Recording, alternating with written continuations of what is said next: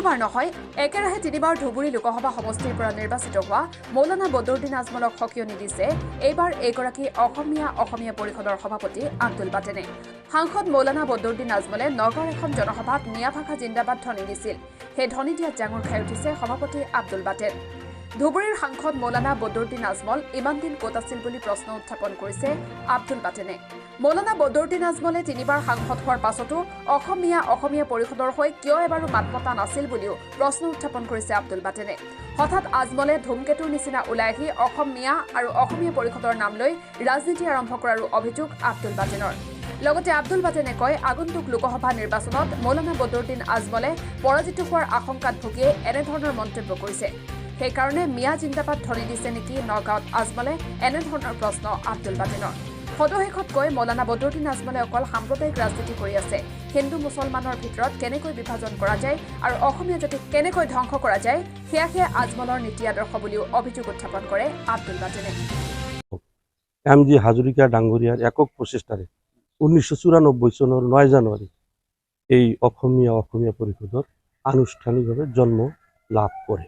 বিগত প্ৰায় 30 বছর ধরে এই পরিষদে অগণন কার্যসূচী সংগ্রামী কার্যসূচী লৈ অসমীয়া জাতিক অধিক শক্তিশালী কৰিবৰ কাৰণে আমি প্ৰচেষ্টা অব্যাহত ৰাখিছোঁ।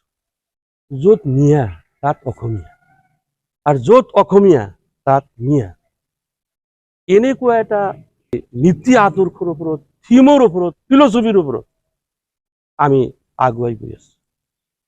আৰু বৰ্তমান এই পটভূমিত মিয়া জনগোষ্ঠীৰ মান্যতা লাভ কৰিবৰ কাৰণে নিশ্চয় এটা পৰিৱেশ সৃষ্টি কৰিছে। সেই মিয়াৰ হাৰিত বদৰুদ্দিন পৰা নাই। কাৰণ বদৰুদ্দিন যদি মিয়াই হল হয় তাহলে মিয়া জিন্দাবাদ কলে হয়। ময়ো যে মিয়া সেইটোও তেখেতে এক্সপ্ৰেছ কৰিলে হয়। তেখেতে কৈছে কি আপোনালোক মিয়া, আৰু মিয়া ভাষা জিন্দাবাদ দিছে। আৰু পাৰ্লিয়ামেন্টত মিয়া এমপি পঠায়, তাতে মিয়া ভাষাৰে বক্তব্য দিব। বদৰুদ্দিনে ঠিক তেনেকুৱা মুহূৰ্তত আহি সেই মিয়াৰ নামত 64% থকা বুলি কৈছে। তাহলে তাতে বেলেগ জনগোষ্ঠীৰ মানুহ নিশ্চয় আছে। এই বিভাজন নীতি, যিটো মেৰু বিভাজনৰ যিটো নীতি, সাম্প্ৰদায়িক ৰাজনীতিৰ যিটো নীতি, ৰাজনীতি কৰিবলৈ বদৰুদ্দিন আগবাঢ়িছে, সেইটো অসমীয়া জাতিৰ কাৰণে ইয়াৰ দুৰ্ভাগ্যজনক। বদৰুদ্দিনে বিচাৰিছে নেকি যে মিয়া জনগোষ্ঠী সন্মানীয় অৱস্থালৈ আহক? নো। বদৰুদ্দিনে বিচাৰিছে নেকি অসমীয়া জাতিক অধিক শক্তিশালী হওক? নো, সেইটো বদৰুদ্দিনে বিচাৰা নাই। বদৰুদ্দিনে বিচাৰিছে একমাত্ৰ তাক কি লাগে? ভোটহে লাগে। আৰু ভোটৰ ৰাজনীতি কৰিবলৈ গৈ কোনে ক'ত ধ্বংস হৈ যায়, কোন জাতি জনগোষ্ঠী শেষ হৈ যায়, নিশেষ হৈ যায়, সেইটো বদৰুদ্দিনৰ লক্ষ্য নহয়। বদৰুদ্দিনৰ একমাত্ৰ লক্ষ্য হৈছে সাম্প্ৰদায়িক মেৰু বিভাজনৰ জৰিয়তে হলেও, হিন্দু মুছলমানৰ ৰাজনীতি কৰি হলেও তাক ভোট লাগে।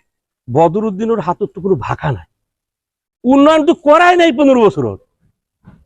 এতিয়া দেখিছে মিয়া জনগোষ্ঠী এতিয়া এটা অৱস্থাত আহিছে, পৰিৱেশত আহিছে।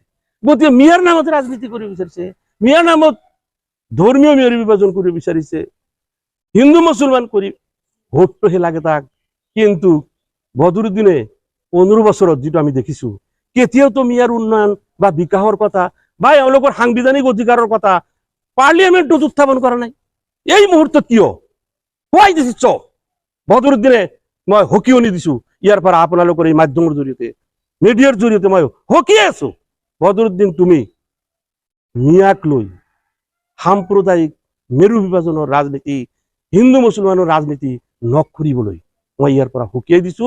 আৰু বদৰুদ্দিন আগন্তুক দিনত যদি ৰাজনীতি কৰিব বিচাৰিছে, উন্নয়নৰ কথা কওক, বিকাশৰ কথা কওক, সেইবিলাক কথা ক'ত আছে? কি এইবিলাক ৰাজনীতিৰ কোনো লেভেল নেকি? আৰু তেখেতৰ যি তৰল মন্তব্য কৰিছে, মিয়া ভাষা পৃথিৱীৰ ইতিহাসত কোনো ঠাইত মিয়া ভাষা আছে নেকি? এইখিনিও কি তাৰ কাণ্ড জ্ঞান নাই নেকি? এই যদি মিয়া জনগোষ্ঠীৰ এজন অনুশীলনীকাৰী হল হয়, 15 বছৰত কিবা কল হয় মিয়াৰ পক্ষত? সি শব্দটি উচ্চাৰণ কৰা নাই। আৰু ইভেন পৰহি যিটো কথা উচ্চাৰণ কৰিছে, তাতেও তেখেতে মিয়া, মই মিয়া, আমি মিয়া কোৱা নাই, আপোনালোক মিয়াহে কৈছে। আৰু মিয়া ভাষা এইটোহে কৈছে। মিয়া ভাষা নহয়, মিয়া জনগোষ্ঠী হয়। আৰু মিয়া ভাষা বুলি কোনো ভাষা পৃথিৱীৰ ইতিহাসত নাই আৰু ভাষা কি কি চৰ্তৰ ওপৰত ভাষা হয় সেইটো বদৰুদ্দিনৰ দিনৰ জ্ঞান নাই। মিয়া ভাষা বুলি কোনো ভাষা নাই। এইটো মিয়া দোৱান ক'ব পাৰে, কামৰূপী দোৱান ক'ব পাৰে, কিন্তু মিয়া ভাষা ক'ব নোৱাৰে। এখেতৰতো আৰু বেলেগ কোনো ইছ্যুই নাই। তেখেতৰ ভৰিৰ তলত মাটি নাই। ৰাজনৈতিকভাৱে জিকিবলৈ হলে কি লেংগুৱেজ ক'লে, কি ভাষা ক'লে এই সহজ সৰল বিধ্বস্ত মানুহখিনিৰ ভোটটো ল'ব পাৰে, সেই কৌশল খটুৱাইছে। সেই কৌশল খটুৱাই এই মানুহখিনিক 15 বছৰত নিক্ষেপ কৰাৰ কাৰণসমূহ সৃষ্টি কৰিছে, আৰু আগন্তুক দিনত যাতে একেবাৰে শেষ হৈ যায় ইয়াৰো কাৰণসমূহ সৃষ্টি কৰিছে। এই ক্ষেত্ৰত মই মিয়া জনগোষ্ঠী সহ অসমীয়া জাতিৰ, অসমীয়া প্ৰেমী বুদ্ধিজীৱী সকলোকে, জাতীয় প্ৰেমী ভাষা প্ৰেমী মানুহক আমি আহ্বান জনাইছো, সকলোৱে মাৰবান্দিত এই ক্ষেত্ৰত থিয় হ'ব লাগে। এনেকুৱা সাম্প্ৰদায়িক মেৰু বিভাজনৰ, হিন্দু মুছলমানৰ ৰাজনীতি কৰি অসমীয়া জাতিক থানবান কৰা, মিয়া জনগোষ্ঠীক নিক্ষেপ কৰাৰ যিটো অৱস্থা আনি আছে, সেই অৱস্থাৰ বিৰুদ্ধে মাৰবান্দি থিয় হ'বৰ কাৰণে মই সকলোলৈ আহ্বান জনাইছো। গতিকে আগন্তুক দিনত সেই ট্ৰেডিশ্যনেল ট্ৰেণ্ডৰ যিটো ৰাজনীতি, মই নিজে ফিল্ডত গৈ মই কম নেকি যে মোক প্ৰাৰ্থী হ'ম, মই MP ইলেকশ্যনত আহি আছো, আপোনালোকে ভোট দিয়ক, সেই কথা মই কি ক'ম, কিয় ক'ব লাগে? কাৰণ যি জনগোষ্ঠীৰ সমস্যা, সেই সমস্যা সমাধানৰ কাৰণে জনগোষ্ঠীৰ মানুহ বুজিব লাগে অলপ হলেও, যে এনেকুৱা লিডাৰৰ পৰিৱৰ্তে অমুকক মাতি আনি ফিল্ডত বান্ধি হলেও পিটি বাধ্য কৰাব লাগে।